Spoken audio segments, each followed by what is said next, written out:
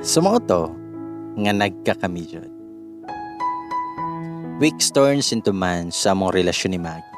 Nabi nako og smooth sailing. Pero as the saying goes, a good sailor's skill is measured by the rough seas. Ika nga, unsay makapalig-on sa usa ka relasyon yun, kay ang mga problema sa usa ka relasyon. Kay adunay adjustment na sad ang nahitabo sa life ni Maggie as working student. Mobalhin na og workingan si Maggie. She needs to move out na tungod kay ang sabot ra istaman ra mo support iyang uncle and auntie by third year college. Pero tungod lagi kay namatay na ang mama ni Maggie, i-consider sad siyang uncle and auntie nga ilahan nang pahumanon si Maggie. Total duha na lang man ka tuig ang kuwang. Pero si Maggie na lang ang ni-insist nga dili na lang. Tungod kay dako na kayo silag natabang siya. Moto nga nangayo may tabang sa mong pastor ug sa akong family nga sa church na siya magstay para na siya'y kapuyan. Nakastay sad si Maggie for 2 months dyan. Pero nagka-problema mong pastor na sad financially. Mo nang kailangan na sad niya mo move out si Maggie na po. Motong amuan na sad nga gihangyo iyang igagaw nga adto na sad mo stay sila. Mauto, tungod kay naka-adjust na sad si Maggie sa bago niyang puyanan, kailangan na ko siya nga kuyugan iniguli. Tungod kay 6 p.m. raman taman ikong klase, kailangan kong muhuwat niya until 9 p.m. para mahatod na ko siya sa iyahang gisakan. Tungod kay medyo wala pa manad si Maggie, kailangan ako ni buhaton para masigurado na ako nga safe jud siya. Pero tungod lagi kay estudyante raman ta atong time limited ra ang budget. Naiusahay nga maglakaw lang ko sa gisakan ni Maggie until sa terminal na mo. Mo nang usually 10 p.m. na ko kapain mabot sa balay. So nakabantay na kong parents sa sitwasyon na ako. Motong ilaha kong gistorya nga dili na lang lagi na ako ihatod si Maggie siyang gisakan kay tag alas 10 na ko makabot sa balay. Pero ako sad, di sad ko mahilo na ay. Labi kay naa daw mga lalaki nga magkakulakaw unya usahay naa daw mo sunod niya. Mo nang dili ko mosugot silahang suggestion. Pila ka semana nga inani among sitwasyon. Watong ni give in na lang yun akong parents, ani suggest na lang yun si mama na ako nga sa balay na lang pa stayhon si Maggie. Kabalo ko nga pabor na ako ni nga desisyon. Kinsa bagoy nga dili ganahan ana. Makuyog na nako si Maggie halos kanunay na. Di ba? Pero tungod kay dako na gyud ang impluwensya ni Maggie nako.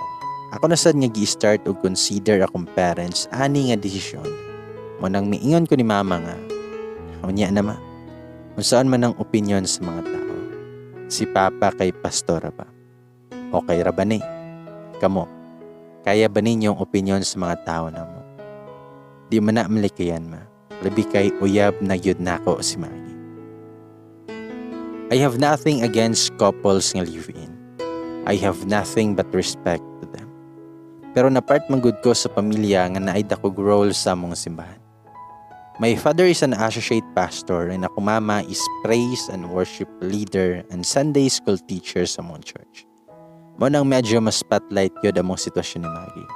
Di yun malikayan nga maka-raise mig eyebrows. If makabalo sila, nga naa si Maggie sa balay.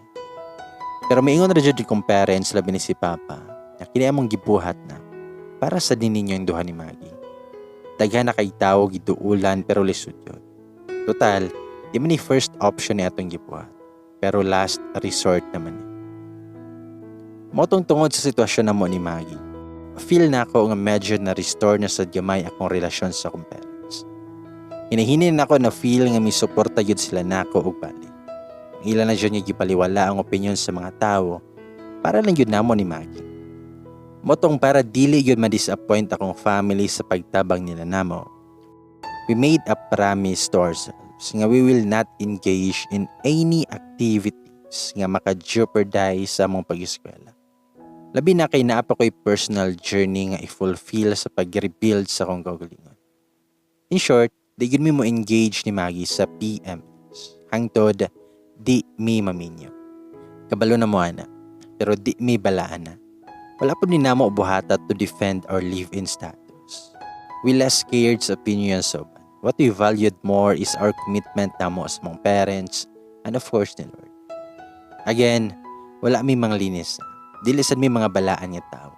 And we are not against people who engage this kind of practice. Dili mi judgmental nga tao. Di mi gusto maka-experience nga i-judge sad mi sa uban tungod sa among sitwasyon. Pero dili jud mali kayan.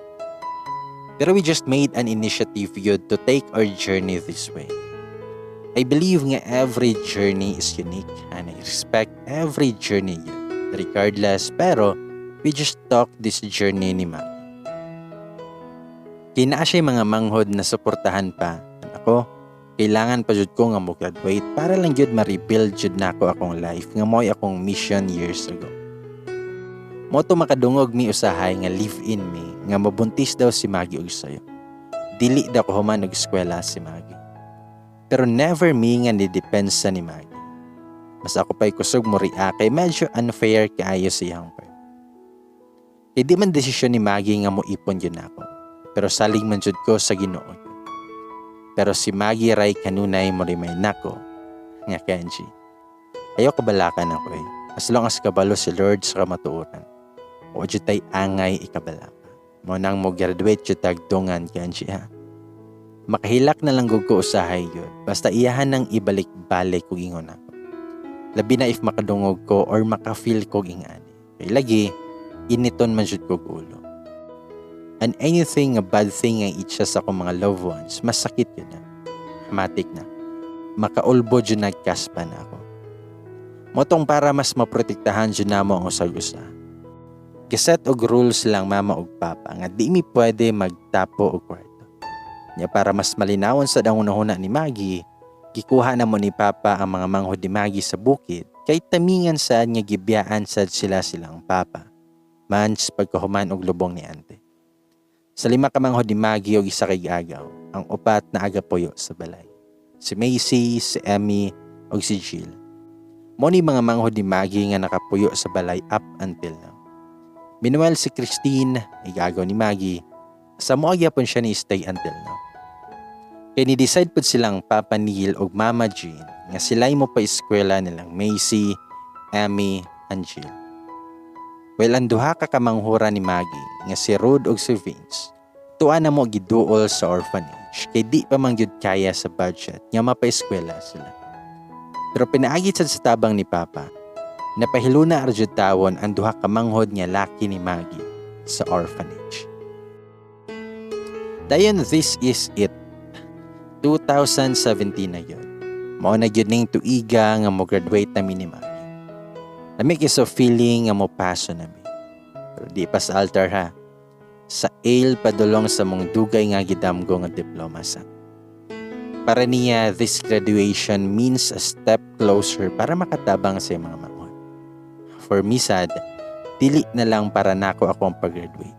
Pero para na pod sa akong pamilya. And of course, para sa di Maggie. Basta di ma-explain ang kalipay nga among nabati that time yun.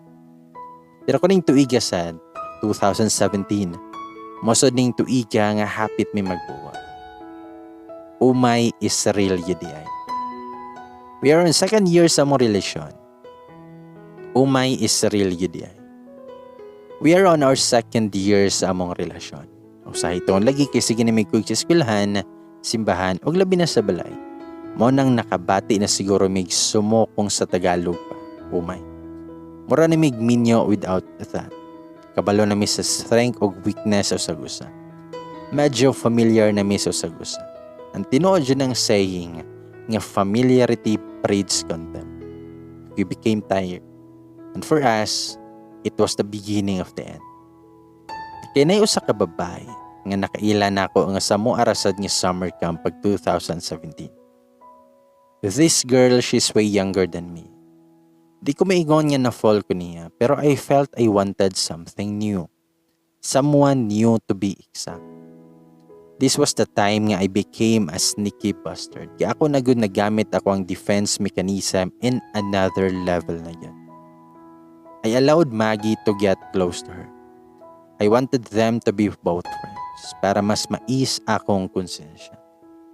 I never planned to leave Maggie, but I just wanted to add someone new sa akong life. To cut the story short, I personally like this particular girl, but I don't want to lose Maggie. Kung nakasana all mo sa part 1, makasakal all na muna ko ani nga part sa kong episode. Nigimaw na ako ang pagka-selfish this time, just like before I met Maggie. We were experiencing crack sa mong relasyon. Then finally, Maggie figured out the thing that I was doing. Sige na may ugaway. It was like the end was just lurking in the curd. Then we both decided to cool off some, to ponder some things. We were both ready to let go. Paligasakay ko sa multicab nga kadungog ko sa kanta nga Born for You by David Pomeranz. Wajud mapugni akong luha nga mitulog. So akong gibuhat, may atubangan ako sa bintana sa multicab. Ang pag-abot na ko sa balay, ako ang gigako si Maggie ug ningon ko niya, never na kumubiya. Kay ikaw na yun. Di na ko mulikoy pa. Promise. Di na ko kayang moatubang sa usa ka ugma kung wala ka, Maggie.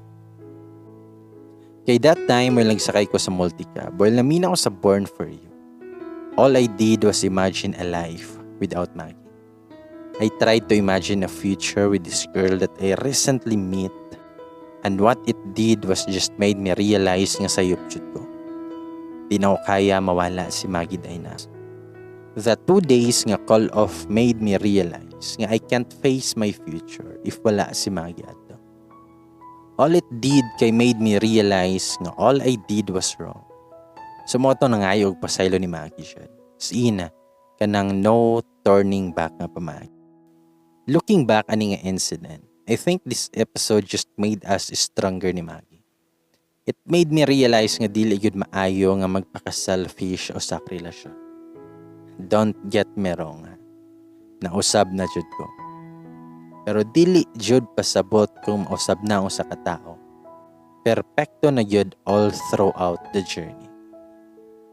Ang ako nakatunan diri kay dili magkumpiyansa, dili magsalig, and always find ways para dili mapadala sa umay. Yes. Maabot man yun na. Pero when the feelings of kilig is gone, let the commitment bind you. Dili ang kilig. And most importantly, let God be the center of your relationship. As you can see, godly relationship doesn't mean nga perfecto na yun mo po. But what godly relationship can do to us, kay if naa may time nga kapuyo na ta nga mugunit sa usag-usa tungod kay tawar at God will rescue us and He will hold you both without any limits. Tungod kay Ginoo siya. Medyo cheesy man nga idea, pero mo ni tinuod. We were both tired ni Maggie, especially si Maggie nga mugunit na ako sa mong relasyon.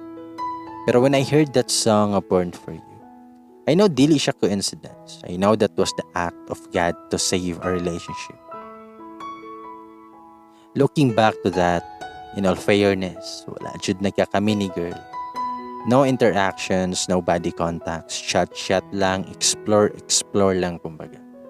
Or maybe nag-illusion or sad ko nga na ako'y chance at nga girl. Pero in the end, we became strangers at niya, and it worked well man sad being that way. What I admired Maggie the most is nahitabo ning mga butanga in the midst of her self-review para sa iyahang board exam. She remained composed and determined despite that. Our relationship was ended stronger after this episode. Nibalik ang spark, kilig, and motivation sa mong journey as a couple. Diyon pila ka buwan ang milabay. Naay good news nga miabot. She passed the board exam. Take 1 pa yun. Maggie was peaking in her professional life yun. She became a private school teacher sa akong alma mater pag high school. Meanwhile ako, nagatrabaho ko sa usa ka cooperative isip marketing staff. Layo ra kay ko sa akong course nga nahuman sa psychology. But by God's grace, by 2018, nakabalhin ko og work related sa akong course na yun. I became a guidance counselor sa private school nga gitrabahoan ni Maggie, which is also my alma mater. Kauban pa mi sa simbahan, sa balay, sa eskwelahan pag college, and this time, sa work na yun. And this time, wala na'y umay factor. I continued to see Maggie, just like the girl I saw in our church pag 2015. Every day na ko nga kiligon magtanaw niya. Mapasabalay man sa trabaho or maskin asa may magtravel. Introvert ko by nature, pero I just love to travel yun, especially kung si Maggie akong kauban. And by 2019, I took the board exam. Yes, Maggie was with me throughout the whole process. Sa pag-file, pagpila, sa pag-test, sa pag-assist yun, nagi siya sa kong kiliran. 2017 ko may graduate, pero wako mi take sa board dayon. Hadlokan man gud ko. Pero si Maggie man jud ang mi-insist nga mo take nako. Pamasin lang ba? And of course, sa UC Banilad ko na-assign yung mo test. So na part na yun ang UC yun sa kong life, jud 2019 pa. Months has passed, finally niabot na yun ang resulta sa board. And thank God, nakapasar sad ko. Take one sad. We were blooming together good both sa among relasyon ug sa among tagsa-tagsa ka profession. That's why it's time to start this another chapter sa among journey. Married life. So akong gigather ang tropa, together with Macy, Emmy, and Christine. Sila mo'y akong gipa-organize sa kung umaabot ng marriage proposal. But before that, ako sang giampo gini nga desisyon. And of course, akong gitawag si Papa ug Mama para ipabaw nila ni. Nya ako po nga gitawagan akong brother nga si Mario about ani nga plan. Ang plano nako kay inig birthday nako ako mag-propose. October 26, 2020. Gitoyo nako ni para di yun niya malata. E kung sa birthday niya ako mag-propose, medyo maklaro yun. So akong gitapok silang Macy, Emmy ug Christine and the troops. And i-suggest sila nga magduwa kintahay mi og find your partner. Kanang duwa ba nga porongan ang mata, dayon pangitaw ng partner. Bitaw, so nakahigayon mi, mo to nga ga-find your partner mi. Then si Maggie Ray na bilin sa to nga, ano to, adto na ko mag-propose. Dayon, mission accomplished, jud tawon. Mo to nga October 26, 2020. Our journey as engaged couple started. So after sa proposal, gaplano na mi sa date para sa kasal. June 14, 2015 na mi nag-uwi. So mo to'y first date sa among kasal. June 14. Pero tungod sa venue, mas na earlier and day. June 12, 2021. So mo to nga everything is set na yun. Naka-hire na may coordinators, naka-prenup na may, nakuha na may sinumar, naka-counseling na may, nakaset nag-venue and committees para sa kasal. Nakita na sa mig mo kasal na mo. So yehey nakintahay among mood to. Pero pagpangutana sa mong coordinator regarding sa requirements, pinaingon pa jud ko nga, okay ra na ma'am. Kami na'y bahala ni Maggie ani ma'am. Easy ra ni ma'am.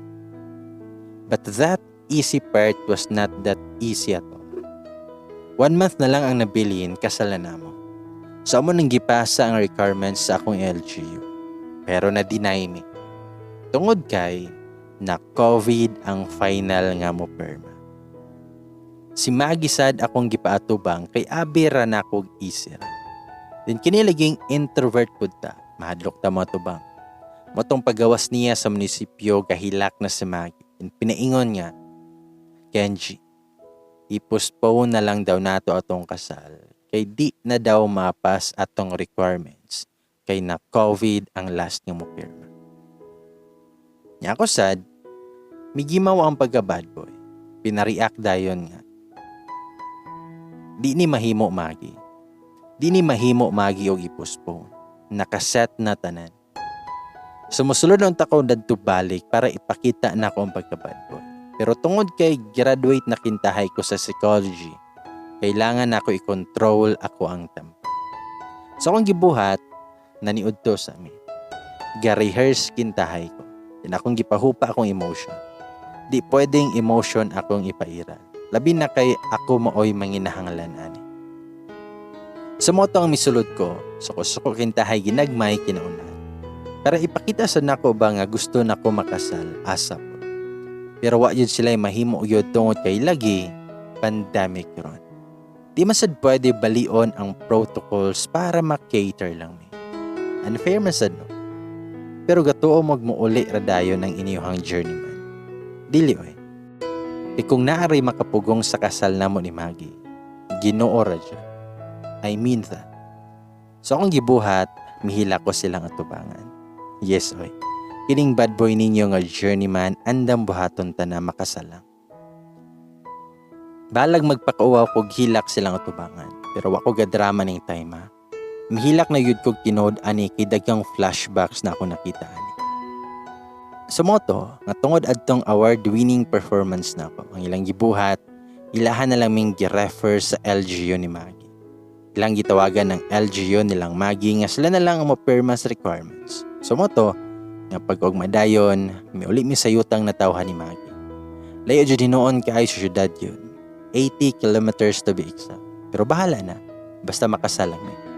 Moto nga human yun may sa more requirements dito. Amo po niya silang yatagan sa mong giveaways pag kuman sa kasal yun. Shout out gihapon sa mong LGU. Kaya sila maoy gapahilo na gihapon. Sa moto, nga June 12, 2021, gikasal na yun mi ni Maggie. Yay. Our journey continues forever. Yes. Lisod mong journey as a couple. Di ko makaingon nga ideal siya. Lisod ko makaingon nga nindot jud 100%. Would I recommend our love story? No. I never advised my siblings to follow our relationship. Kaya each journey is unique. My goal nga nung gi-share ni na ako mga story is to promote a godly relationship. Kaya nagka-modern naman gud taron. And that modern style of life sometimes minimize our concept of godly relationship. We conceptualize godly relationship as holy. Di na masayop, di na makabaw plato. Pero in reality, dili na mao ang essence sa godly relationship. As you can see, even our godly relationship ni Maggie failed. Particularly ako. Yes, naisayop, naisetbacks gihapon namang nagian. Just like any other relationship. Pero ang edge lang sa godly relationship, di tapasagdan sa Ginoo. Despite the flaws, failures, and mishaps, nga nahitabo and mahitabo pa. Andam siya nga mutabang. Magpakahambo lang, and i-admit nato ang atong sayop, maskin uwaw ug sakit. All I can say is, when we were about to let go with each other, it was God who held us both to recommit. It was His saving grace that made me realize that I was born for Maggie. And she's also born for Kenji. And as for my rebuilding journey, yes, I have completely rebuilt my life. And this time, kauban na nako si Maggie o future pamilya nako. Pero wala pa mabuntis si Maggie ha, kaya di pa kaya sa sitwasyon o sa budget. Pero kung mabuntis na gani si Maggie, mo share gihapon kami. Bitaw. All I can say is, what a journey it has been. Haris ako ha. Napailaing journey gawat na ako. Salamat sa inyong time. And this is your journeyman, Kenji, embarking a new journey called She Married a Journeyman. And this time, Maggie and Kenji will be forever embarking this journey. I hope na-inspire mo sa mong journey. Thank you. Ladies and boys, doon ang tag-ingon. Sana all.